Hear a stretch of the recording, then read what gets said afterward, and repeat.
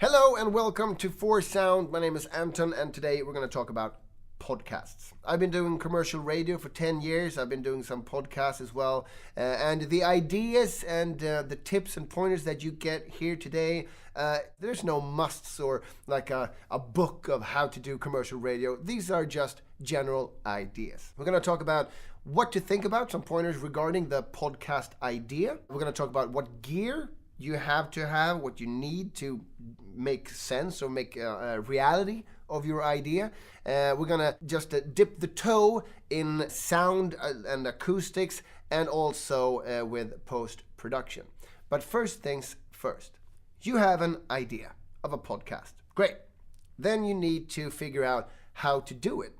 One idea I always think about when I do commercial radio is that I try to visualize who I'm talking to. And I think that's the first thing that you have to set before you even press record. Who are you talking to? Use the word you when you're talking to a person instead of like one person rather than I'm talking to the entire world. No, you're not. You're talking to one person. In fact, in commercial radio, some people actually use dolls. They have like a mannequin or a doll that they like sellotape or gaffer tape to the wall in the studio and use that as a reference. Like, I'm talking to you right now. But that's actually a kind of a good idea. Is it a woman 35 years old? Is it guys 16-year-olds? Have one person and visualize that person when you're doing your podcast. And also, what's the arch of the show or the podcast? How does it start? What's the middle and what's the end? And as I said, these are just guidelines, to quote the guys from Pirates of the Caribbean.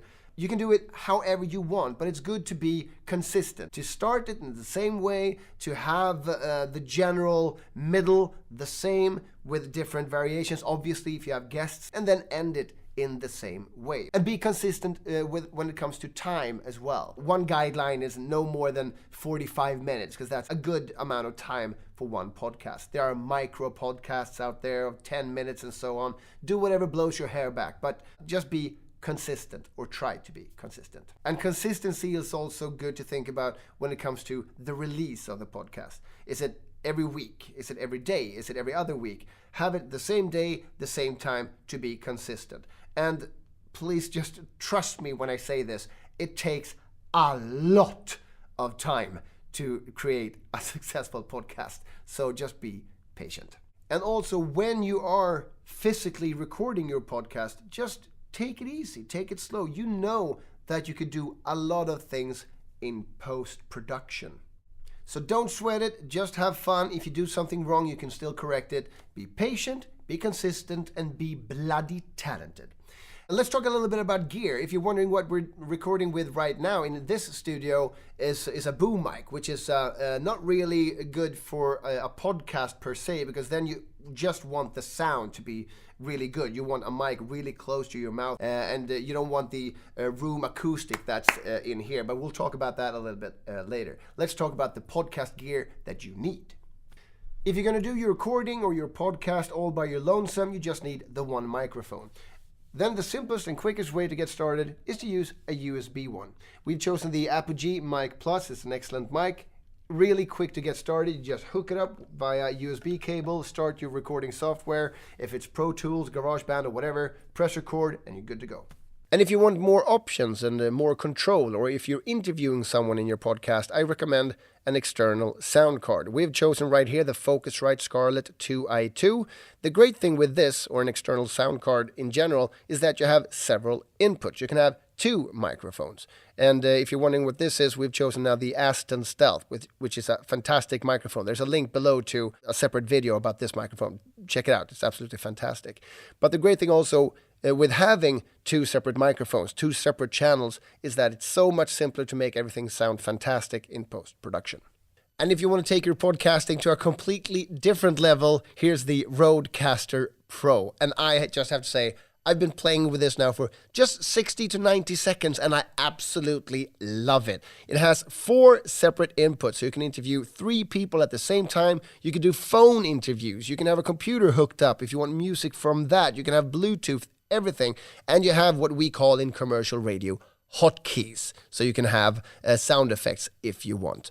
And the cool thing about this particular product is also that it's a standalone product, which means that if you're in the field, you're at location, you don't necessarily need a laptop with you. You can record into a micro SD card. So this is by far the coolest podcasting product I've seen in a really long time. So let's try it out, shall we?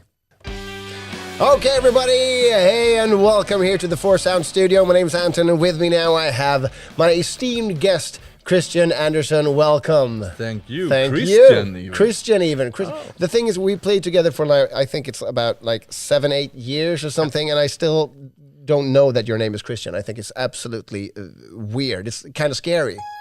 Yeah. It is. A horrible segue to use one of these hotkeys, but still, it's like, I don't know. Is it a joke? Yeah. I don't know. Or is it just an awkward moment? It could actually be both. But the thing is... Oh, that sounded like, like bicycle wheel. That's like...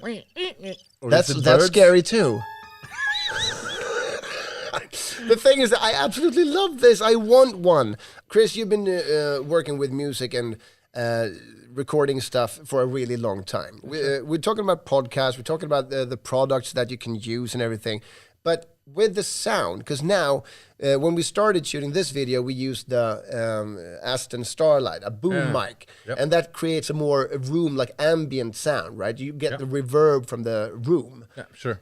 And now when we use these, the Aston Stealth, it's much more closer and much more preferable if you have a podcast, because then you come really close to the one listening, right? Like this. Exactly. Too much. Thank you. Scary.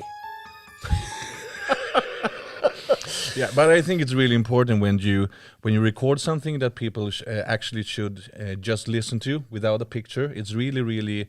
I have a question. Yes. Speaking of sound and doing stuff professionally, you knew that we were supposed to shoot this now, talking about sound, how to perfect it, to come close to this, and you chewing gum. Sorry, man. Can you spit it out, please? Yeah, I can. Thank you. I swallowed it. Did you really? Yeah, I did. That's just wrong. Okay, but anyway, sound-wise. Yeah. Now we talked about how to do a podcast. Who are you talking to? Let's sum up a little bit. Who are you talking to? You have to know that before you start. And you mean who are you talking to who isn't in the interview, right? Yes, of course. Who's listening? Who's listening? Yeah. Who are you talking to? Because podcast, I think, should be personal. You're talking to someone like, hey, welcome here to my little show, my little thing, whatever. And also, what's the arch of the podcast? What's the beginning like? What's the middle like? And how does it end? So you have a plan. Yeah. But also sound-wise, because you have all the gear. You have external sound cards. If you want multiple inputs, you can have a USB mic if you're just by yourself. And you can have a fun beast like this. But regarding sound in general, what should people think about? I mean, the environment is super important if you're gonna talk or record anything in a room or whatever, because you're always bringing in the room to the recording.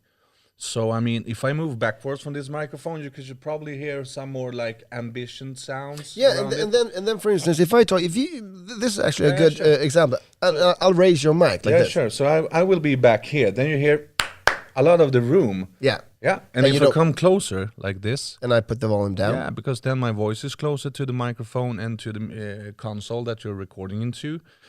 So that will make, the sound closer to you. So that's really important. And I mean, and also the quality is better. I mean, if you're really close to the mic, you can eliminate all the other room sounds, or you could put the gain down. So that's super important. And I mean, a really, really easy way to do your sound check if you're doing a podcast is just go into the room, clap a couple of times. Thank you. Thank you. Exactly. And then you hear the ambience of the room. And then you can probably find a spot in the room, or we have some curtains and soft materials around us, which actually dampens the location and stuff like that. So, because it gets like disturbing if you listen to something for 45 minutes or whatever, it's gonna be kind of annoying if you have like a strong ambient sound like this. And I mean, the ambient sound is almost as loud as my voice. Yeah. So that's a key thing of every recording.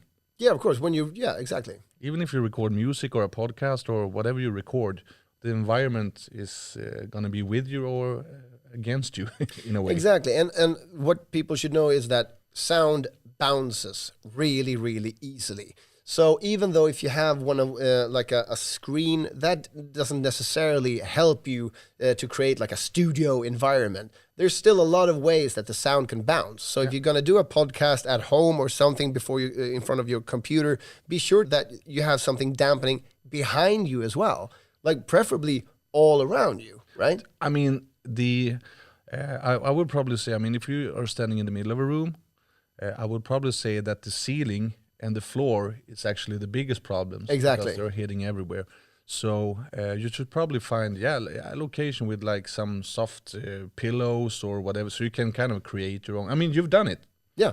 At your home, in your kitchen, right? Yeah, in my kitchen. Horrible setting. I mean, go. it's really, really difficult. And also a tip for you who want to do a podcast, have headphones. I can't stress that enough, because then you hear everything that you are recording. And in this particular example, I can hear how Chris is talking, and I hear the volume of my sound effects. And although when you're recording on a beast like this with separate channels, you can always in post try and save. You can actually gain up a little bit if the other person or yourself was a little bit too far from the microphone and stuff like that. But it's always easier to have headphones on so you know what you're doing, right? But also, I promised in the beginning of this video that we would grace the subject of post-production. Do you have any tips there? Yeah, for sure. I mean, if you've been out on the field recording with a hand recorder or actually through your sound card or whatever, but the environment hasn't been so good, that is actually repairable. So if you lift like the sound into your Pro Tools software, there's several plugins that can help you out. Yeah, I for instance use Isotope RX7 for this, because I'm editing this as well, and when I'm out in the field and doing stuff. Because there are tons of software out there, but that's actually a tip to invest in a good software that could actually, like for instance, in this room, there's a little bit of reverb. If you want that out, that software can take care of that. There's tons out there, so check that out. But that's also a tip from when you have the final product, when you have everything, before you press send, before you post it out there, make sure it sounds good. Because if you think it sounds good, the odds are it does sound good, right? Cool. All right. Well, that's it for the podcast. I hope you've learned something. And these are not rules. These are merely tips from an old commercial radio DJ that doesn't have a job anymore there. But maybe they'll take me back sometime.